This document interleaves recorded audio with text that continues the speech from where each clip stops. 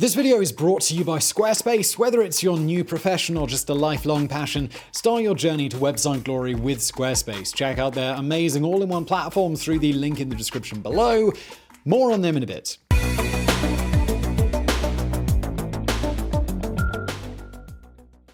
On any list of the greatest American novels, there's one book you can guarantee will be near the top. The Great Gatsby isn't just an acknowledged masterpiece, it's one of the most influential things ever written. Its descriptions of wild jazz parties, bootlegging millionaires, and the beautiful and damned of New York has become shorthands for the entire Roaring Twenties. Yet while Gatsby continues to exert a powerful hold over American culture, knowledge of its author has faded almost to the point of obscurity.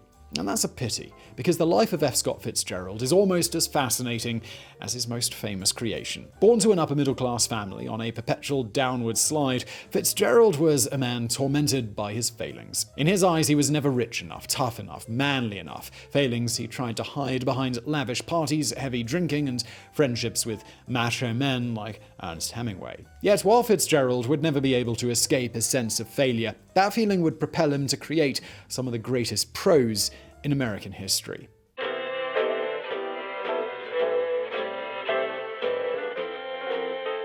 It's a truism that everything comes down to perspective. You might be poor, useless, and alone, but if you're used to being poor, useless, alone, and on fire, then, things don't look so bad. On the other hand, you might be from a connected family, go to private schools, mix with the beautiful and the rich, and still feel like you're a miserable failure. It's in this latter category that F. Scott Fitzgerald fell. Born Francis Scott Fitzgerald on September 24, 1896 in St. Paul, Minnesota, Fitzgerald was the only son of an upper-middle-class family desperately trying to cling on to that upper part. His father, Edward, was a failed store owner turned salesman who always seemed to be one wrong step away from getting fired, while his mother, Molly, although now independently wealthy, came from a blue-collar Irish background. And since it's practically a legal requirement for Fitzgerald biographies to mention this, we should note that the boy was named after a famous distant cousin, Francis Scott Key, who wrote the Star-Spangled Banner. That trivia out of the way, Fitzgerald spent most of his young life between St. Paul and New York State, as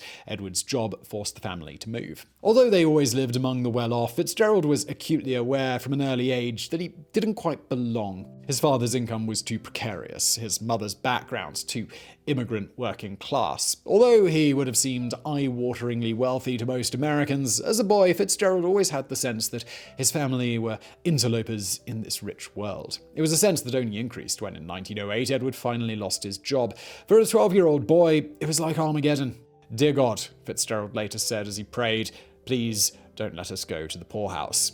It was an easy request for the Almighty to grant. Molly still had her family's money. There were still relatives who could pay for the boy to keep attending his private schools. But when you're 12, you don't realize how lucky you are. You just hear the other kids joking about your deadbeat dad, see their expensive lives, and feel like an outcast. It would be this sense of always having one foot inside and one outside the world of the rich that would one day drive Fitzgerald's best writing. But while he may have felt financially isolated, socially, he was doing just fine. As a teen, Fitzgerald was relatively handsome and charming to a fault. Deadbeat dads or no deadbeat dad, he still got invited to parties, he still made out with pretty girls. He even managed to get into Princeton in 1913 despite failing the admissions test. All his childhood, Molly had tried to make up for their family's standing by telling her boy he was destined for important things. Now, fate just seemed to be agreeing with her. The perfect environment for a social butterfly, Princeton saw Fitzgerald at what he considered his best. He joined the prestigious drama group, the Triangle Club. He wrote witty sketches for the campus magazine, skipped class to attend literary parties. It was like Fitzgerald was play-acting his dream of what being wealthy must be like. A dream where you could flunk all of your studies and just still coast by on your charm. Sadly, it really was just a dream. Towards the end of his time at Princeton, Fitzgerald fell in love with Ginevra King, an obscenely rich, obscenely pretty socialite. But the relationship soon fell apart. During a visit to King's home in Lake Forest, Fitzgerald overheard her casually declare, "Poor boys shouldn't think of marrying rich girls." For someone as obsessed with status as Fitzgerald, this comment was like all his nightmares coming true, like being uncovered for the phony that he felt he was. It was a feeling he'd never recover from.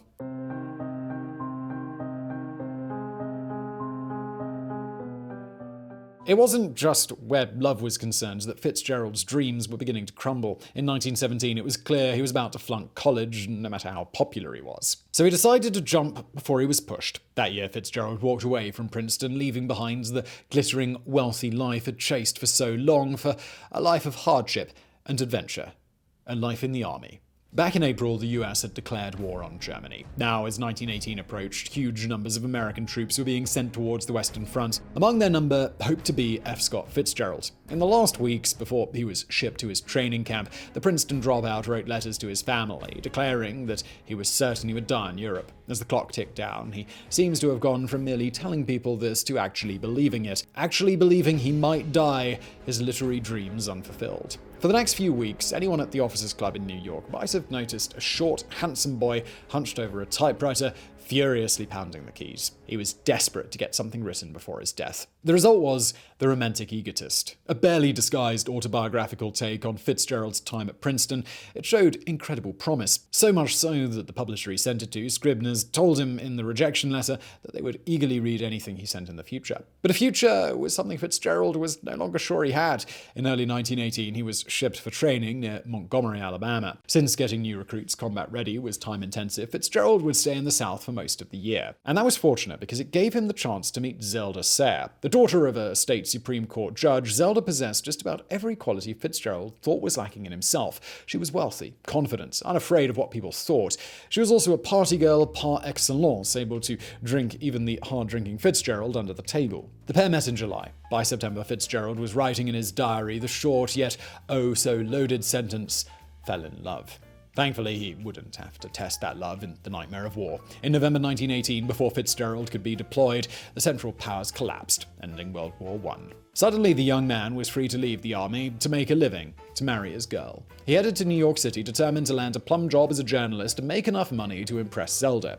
Instead, Fitzgerald found himself, mere months later, working his arse off at an advertising agency for a pittance. His one success in this period, writing the tagline for a laundry in Muscatine, Iowa, "We keep you clean in Muscatine." Not exactly "so we beat on, boats against the current, borne back ceaselessly into the past," is it? At the same time as he was spending his waking hours rhyming words with Muscatine, Fitzgerald was simultaneously failing to become a writer. In the whole of 1919, he sold only a single short story that made him $30. As his professional life floundered, so did his love life. That year, Fitzgerald proposed to Zelda, only to be declined. Terrified he was losing yet another rich girl, he decided to gamble everything on that encouraging rejection letter from Scribner's. At the end of the year, Fitzgerald quit his job, got drunk for 3 days straight, and then left NYC for St. Paul. There, he loaded his typewriter, sat down, and furiously began rewriting The Romantic Egotist. It was a dumb hope, the sort of pathetic dream every failed writer has, that this time, with this rewrite, they'll unleash his hidden masterpiece. In Fitzgerald's case, it also happened to be true. Now, if you're ready to unleash your hidden masterpiece, then you're going to need a little help from our friends over at Squarespace. You know what's great about the summer vacation? Time off. A little bit of R&R. It's the perfect time to be lying on the beach or in the park, daydreaming about that next project that you want to start. Fortunately, Squarespace gives you every possible tool you might want to make your dream into a reality. Whether it's a small business, a sports blog, creative portfolio, or just a page of dank memes. It doesn't matter. If you can dream it, you can build it with Squarespace. Are you looking to get in and out quick without thinking too much about what your website should look like? Bam! Use one of their quick, beautiful templates to make a website that's fresh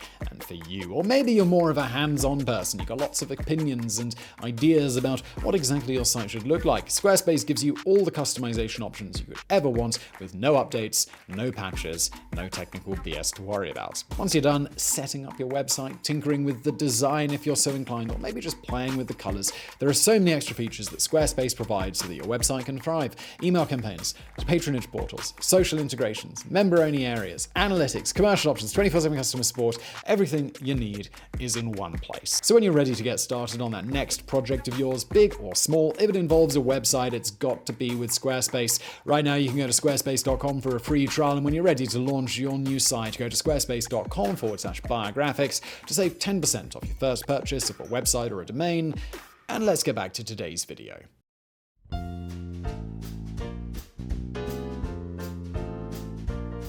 If you were a literature fan in the 1920s, there would be only one F. Scott Fitzgerald book you were raving about, a book that defined the entire jazz age. And its name wasn't The Great Gatsby. This Side of Paradise was the novel that turned Fitzgerald into a superstar. Broadly, its plot is no different from a gazillion other coming-of-age novels, but in its specifics, it was a revelation. This was the book that first brought the Roaring Twenties to popular imagination. A book that did for flapper girls and jazz artists what Human Traffic did for pill-popping Brits in 1999. The way the characters acted, the way they dressed, talked, and experienced life were all real, all parts of what the new generation was experiencing as they shrugged off their parents' values. Published on March 26, 1920, it turned Fitzgerald overnight into the voice of his generation. Just 23, he was suddenly wealthy, feted, and adored by readers and critics alike. Just a week after the book debuted, Fitzgerald tied the knot with Zelda. No longer was he the poor boy standing outside the circles of the rich, looking helplessly in. For the first time in his life, Fitzgerald was the rich one. You can probably guess how the future Great Gatsby author dealt with becoming famous, by partying like he was starring in the Baz Luhrmann film of his own life. In the first half of the 1920s, the Fitzgeralds spent recklessly, threw bashes, and of course drank like a pair of alcoholic fishes. With Paradise a success, Fitzgerald was suddenly in demand from well-paying short story magazine, allowing him to top up his income at a moment's notice. But even in these early days, there were already signs of the trouble ahead. Fitzgerald was spending like an Italian government, throwing out way more money than he had coming in, forcing him to secure loans against future writing projects. That was all fine, so long as he eventually wrote those books. But if he were to, I don't know, maybe get writer's block one day, well, yes, that was absolutely foreshadowing. In late 1921, Zelda gave birth to their daughter Scottie, and the family moved to the wealthy Long Island enclave of Great Neck. There, among the high-flying financiers, silent movie stars, and other literary celebrities,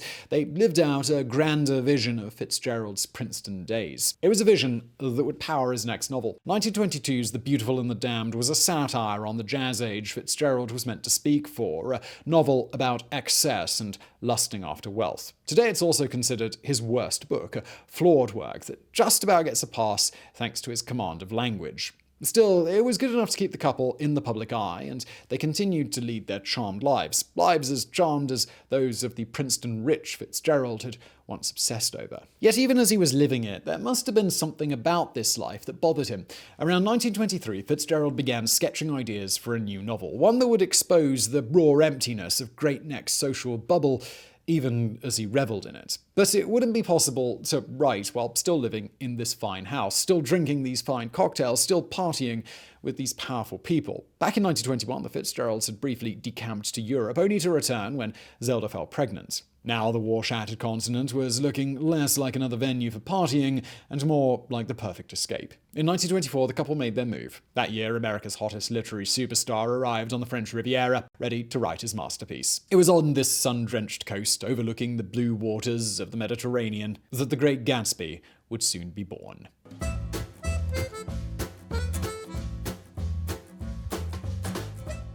The story of a curious Midwesterner who moves to Long Island and settles next to the super-rich, super-mysterious J. Gatsby. The Great Gatsby is one of those novels that everyone knows. It's also one of those novels that manages to cram impossible amounts into a tiny word count. On its surface, it's about Gatsby's longing for the rich girl that he can never have, and the American elites who will always reject him no matter how much money he makes. But it's also a book about the USA's hidden class system, about the power and limits of the American dream, about the emptiness of Gatsby's life and the dark side of the jazz age. In short, it's a great with a capital G type book, something in which you can find almost anything. But that's not how people saw it at the time. When Gatsby hit the shelves in 1925, most reviewers were flummoxed. Fitzgerald's latest, a dud, ran one infamous headline. While other critics at least acknowledged the book's lyricism, they still felt the story of the bootlegger Gatsby was too simple, too tawdry to earn the appellation great. Still, the novel did have its fans, especially in artistic and bohemian circles. And one of those fans would soon become Fitzgerald's greatest frenemy. Ernest Hemingway was a man who almost never had a good word to say about any contemporary writing except his own. In 1925, he was still a lowly journalist living in Paris and working on his first real novel when he began to hear about this famous writer in town. Fitzgerald too had heard of Hemingway, both back down on the Riviera and after he and Zelda moved to Paris. The two finally met one fine April day at the Dingo Bar about 2 weeks after Gatsby was published. It was the beginning of literature's greatest bromance and rivalry. As with Zelda, Fitzgerald seemed to see something in Hemingway that he lacked in himself, a boundless confidence, physical strength, and a stack of stories from his war years. For his part, Hemingway, having read Gatsby, seemed to think Fitzgerald was just about the only other American writer worth a damn.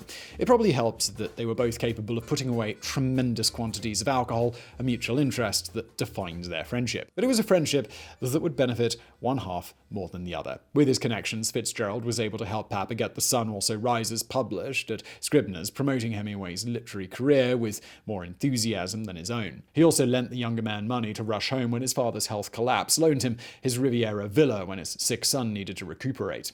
For his part, Hemingway openly admired Fitzgerald's talent, telling him to have more confidence in his abilities. But he was also something of a massive douche towards him. Never one to like being in another man's shadow, Hemingway belittled Fitzgerald behind his back, spreading rumors that the Gatsby author was a pansy. He also openly hated Zelda and would later mercilessly eviscerate both of them in print. Hemingway's posthumous account of his time in Paris, A Movable Feast, paints Fitzgerald as effete, xenophobic, perpetually wasted, and scared his penis as too small to satisfy women. I mean, why stick the knife in when you could just cut out his whole damn heart, Hemingway? Despite its dark side, the two men's friendship would keep up for several years, shaping their careers. But while Hemingway's career was destined to spend the following decades reaching ever greater heights, Fitzgerald's was almost already over. In just a few short years, he was going to transition from voice of his generation to forgotten, cracked up, penniless alcoholic.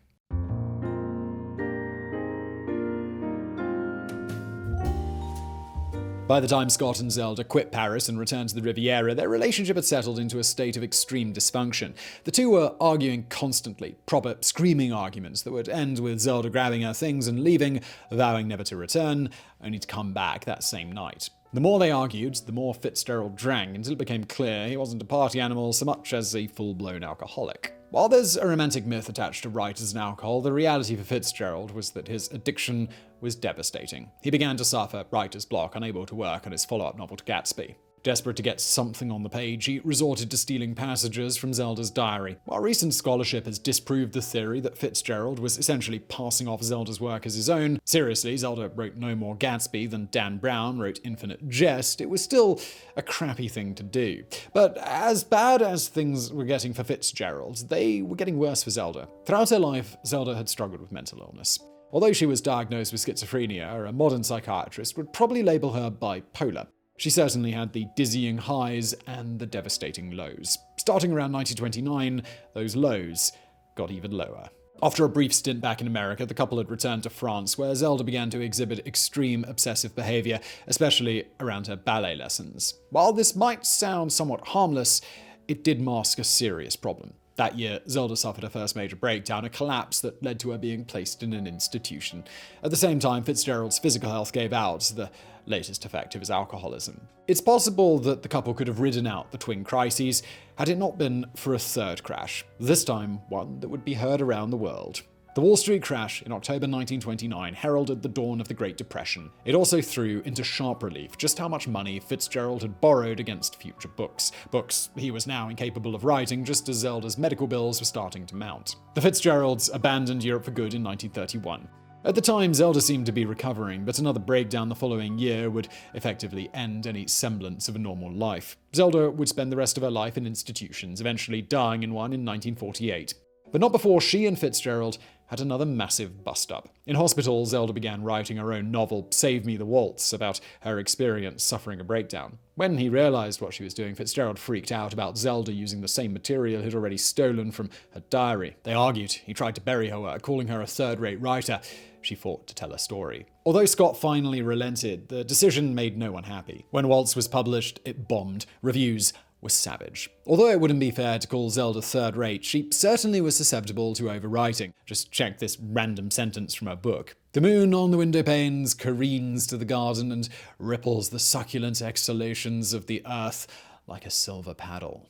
You can almost hear the literary professors sharpening their knives. Not that Fitzgerald's take on Zelda's mental health issues fared much better. When Tender as the Night came out in 1934, it wasn't so much released as it stumbled out of the paddock, wobbled around a bit, and then keeled over and died of anthrax. Today the book is considered one of his best, but in 1934 no one wanted to read a book about rich people problems. In the wake of Tender as the Night's commercial failure, Fitzgerald fell apart. Not yet 40, he was washed up and forgotten, a relic of a frivolous age Depression-era America would rather forget. It's an opinion that wouldn't change until long after he was dead.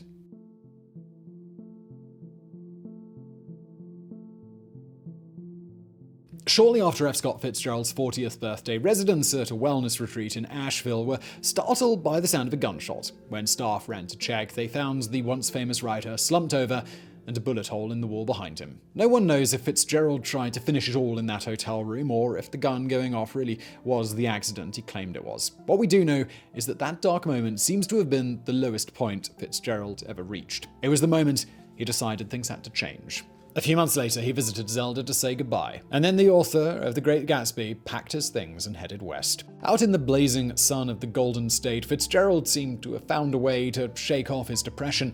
He landed a salaried gig as a screenwriter at MGM, where he didn't exactly become rich, but he made enough to pay off both his debts and Zelda's medical bills. It was, to be honest, hack work, the sort of uncredited script doctoring even the writer monkeys at Biographics probably couldn't manage. But it was steady work, regular, stable work where you needed to be somewhere at the same time each day and couldn't roll in blitzed-on martinis no matter how many novels you'd written. In short, it was exactly what Fitzgerald needed. Out there in California, he began to lay off the sauce. By 1939, he was almost sober. He began seeing the gossip columnist Sheilah Graham, started writing again. Not the type of writing he did at MGM, but serious literary writing. By 1940, he was almost halfway through a new book. Called The Last Tycoon, it was shaping up to be one of his best, perhaps his best ever. Sadly, we'll never know if it could have lived up to expectations. Just before Christmas 1940, F. Scott Fitzgerald suffered a massive heart attack, likely a result of his decades of alcoholism. He clung on in hospital for a while, before finally slipping away on December the 21st. He was 44. At the moment he died, Fitzgerald was almost forgotten as a writer. Obituaries remembered him as a one-hit wonder, that wonder kid who'd written the epoch-defining This Side of Paradise before drifting off into a haze of gin fumes. Compared to his old buddy Ernest Hemingway, it seemed like Fitzgerald's name would soon fade completely. But posterity was about to throw his work a lifeline. In the middle of World War II, the US Army became worried about conscripted men suffering boredom on base. They hit on the idea of Armed Services Edition paperbacks, cheap books distributed for free to any soldier who wanted them. Hundreds of titles were selected, designed to cater to every taste. Some, inevitably, wound up being more popular than others. Among the most popular was The Great Gatsby. For whatever reason, Gatsby struck a chord with the enlisted men who read it. By the time the war ended, it had hundreds of thousands of new fans clamoring for more from its author. It was the start of a Fitzgerald revival. By the 1960s, Gatsby would have been re-evaluated as a masterpiece. Fast forward to the here and now, and it's a serious contender for the greatest novel of all time. Today, Gatsby is what we think of when we think of F. Scott Fitzgerald. All those images of jazz-age decadence filtered through the lens of Leonardo DiCaprio or Robert Redford's performance. In some ways, this is a bit of a shame. To see such a fascinating life reduced to merely the author name on an iconic book, all the troubles and triumphs of its owner now nearly forgotten. On the other hand, it ensures Fitzgerald's work will continue to be known for as long as there are readers who care about good writing, who want to understand the mindset of an entire age. Fitzgerald's own life may have been subsumed by creation, but as we've hopefully demonstrated today, it was a life as strange, as petty, and as brilliant as that of J. Gatsby himself. So I really hope you found that video interesting. If you did, please do hit that thumbs up button below. Don't forget to subscribe. Also, please do check out our fantastic sponsor, Squarespace. There's a link to them below. And thank you for watching.